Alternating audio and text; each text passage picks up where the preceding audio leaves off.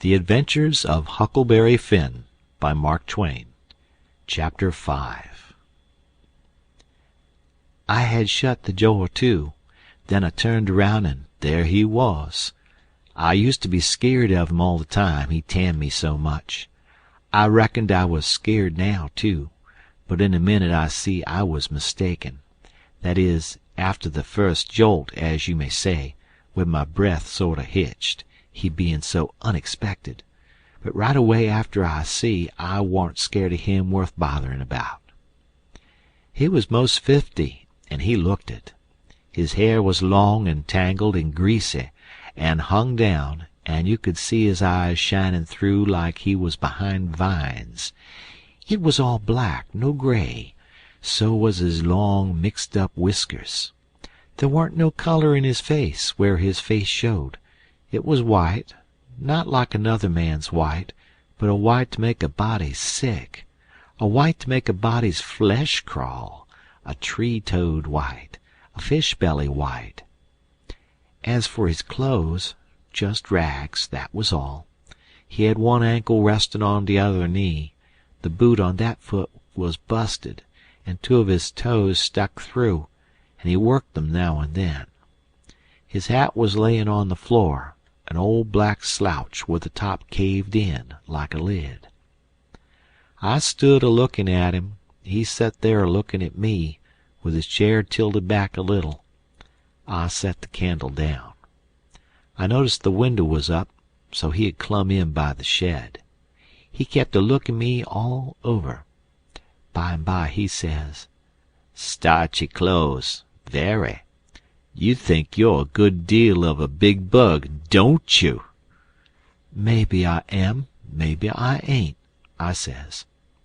"Don't you give me none of your lip," says he. "You put on considerable many frills since I've been away. I'd take you down a peg 'fore I get done with you.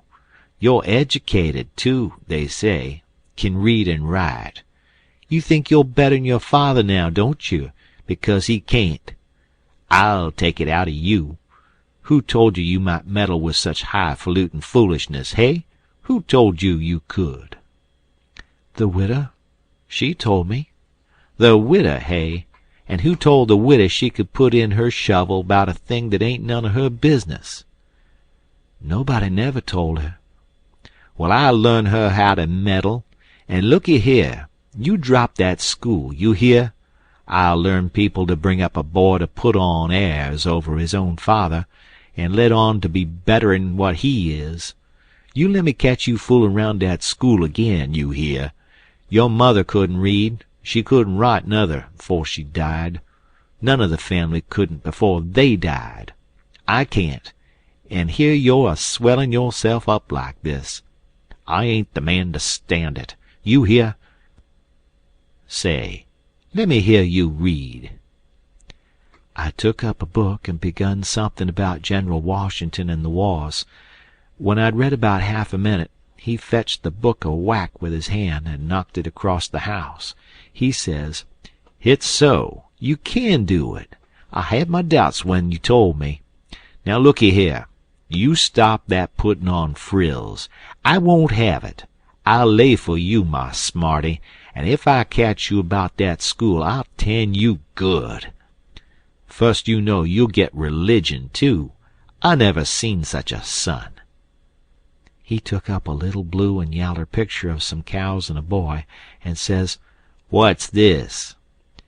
"It's something they give me for learning my lessons good."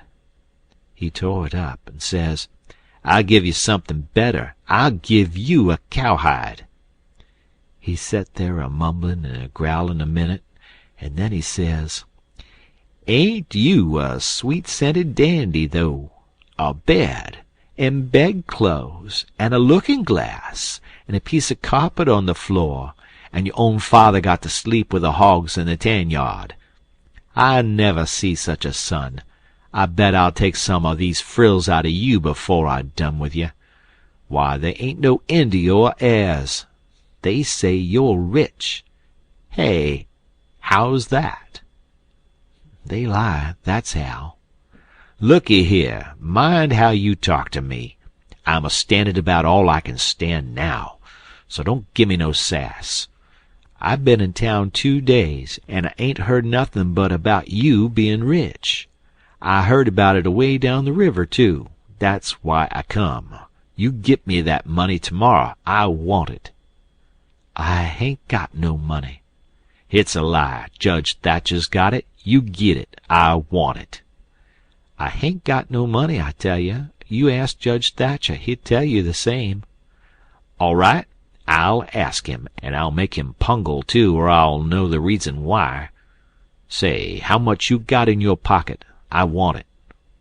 "I hain't got only $1, and I want that to—" "It don't make no difference what you want it for.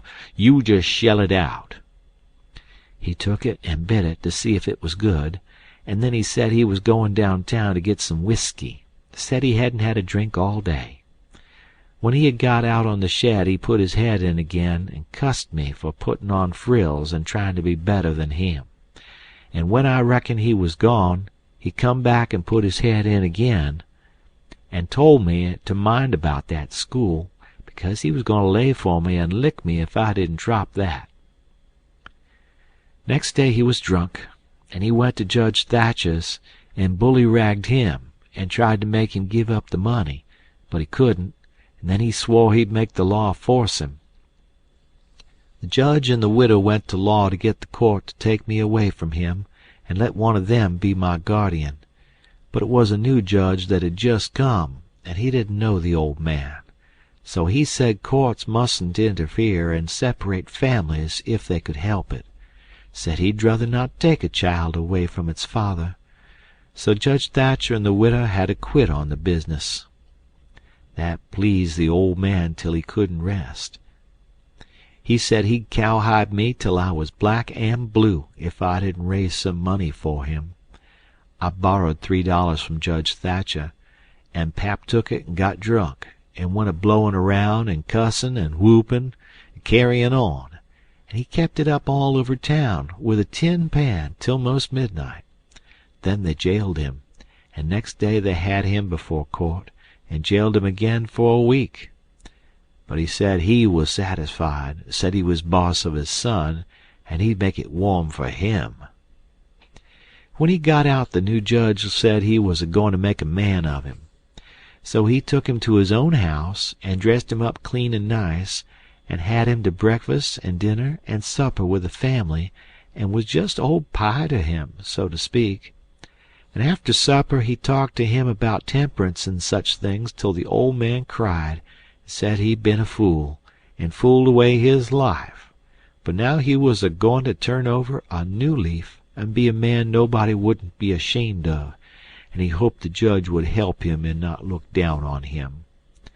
The judge said he could hug him for them words, so he cried, and his wife she cried again. Pap said he'd been a man that had always been misunderstood before, and the judge said he believed it. The old man said that what a man wanted that was down was sympathy, and the judge said it was so they cried again. And when it was bedtime, the old man rose up and held out his hand and says, "Look at it, gentlemen and ladies all. Take a hold of it. Shake it. There's a hand that was the hand of a hog, but it hain't so no more. It's the hand of a man that started in on a new life, and'll die before he'll go back. You mark them words. Don't forget I said them. It's a clean hand now. Shake it. Don't be afeard." So they shook it, one after the other, all around, and cried. The judge's wife she kissed it. Then the old man he signed a pledge, made his mark. The judge said it was the holiest time on record, or something like that. Then they tucked the old man into a beautiful room, which was the spare room, and in the night sometime he got powerful thirsty, and clumb out on to the porch roof, and slid down a stanchion, and traded his new coat for a jug of 40 rod, and clumb back again and had a good old time. And towards daylight he crawled out again, drunk as a fiddler, and rolled off the porch and broke his left arm in 2 pieces, and was most froze to death when somebody found him after sunup. and when they come to look at that spare room they had to take soundin's before they could navigate it. The judge he felt kind of sore. He said he reckoned a body could reform the old man with a shotgun, maybe, but he didn't know no other way. End of chapter.